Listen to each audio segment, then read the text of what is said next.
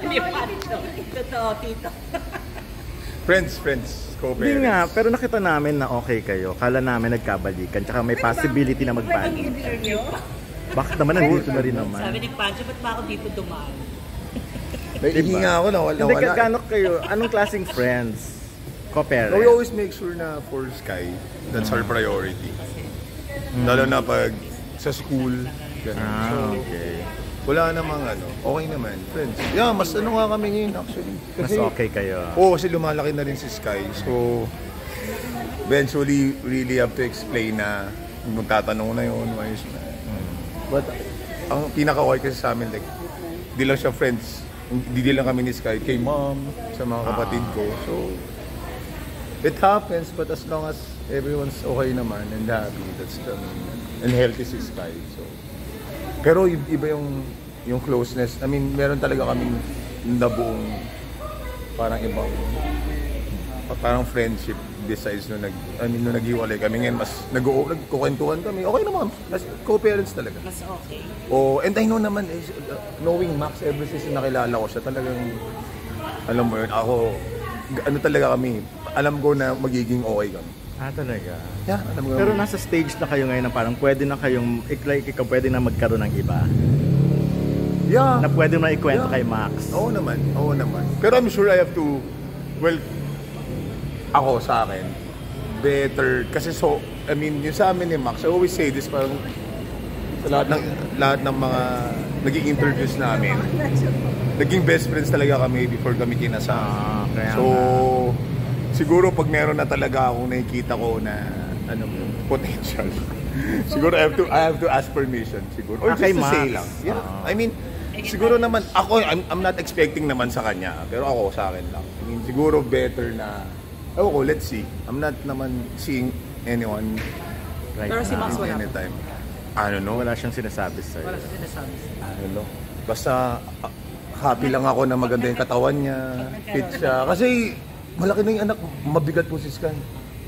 Kailangan malingin mo kasi parang physically fit dapat. Yeah, kasi nung nakikita ko yung generation namin, ang late na mag-anak. And may realize may iwan na kami nung anak namin.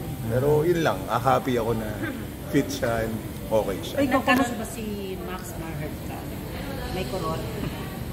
No. Wala.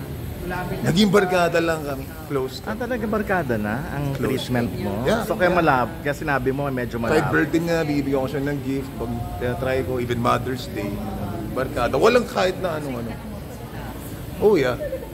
And close din siya kay mom. Minsan nag-usap. Kunyari wala ako, kailangan niya sunduin si Sky. Si mom nagsusundo. Tapos minsan nga, parang tinutol pa ni Sky's mom ko sa bahay ni Max. This is my So, okay.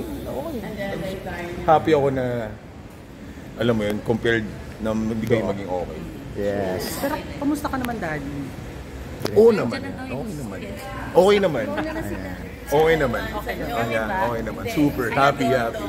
Kasi kikis kayo pa lang medyo, kailangan namin talaga maging tag team. Tama naman. Kailangan namin maging tag team. Wait, uwi na kayo? I don't know, kasi I know you have a good plan for in the future. Sorry, paano yun?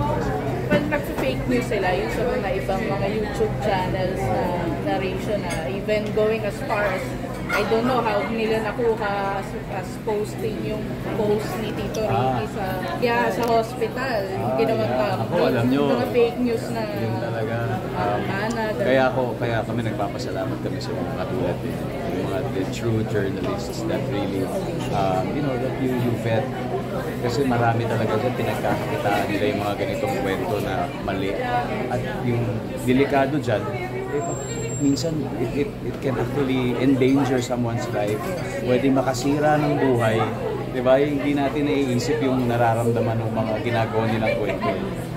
Pero dahil para sa kanila, siguro yan yung kanilang buhay. Pero maling-mali ho talaga yun.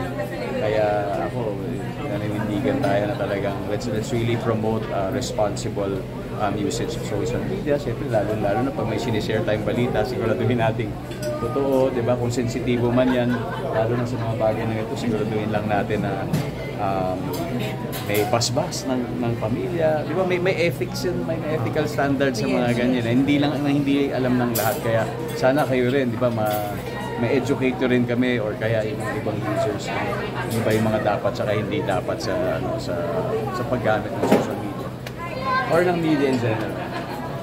Thank you, Dong. Go, picture lang, go. Salamat. Dong, ako dito. 1, 2, 3. After pa natin. Dong, picture naman sila, Dong.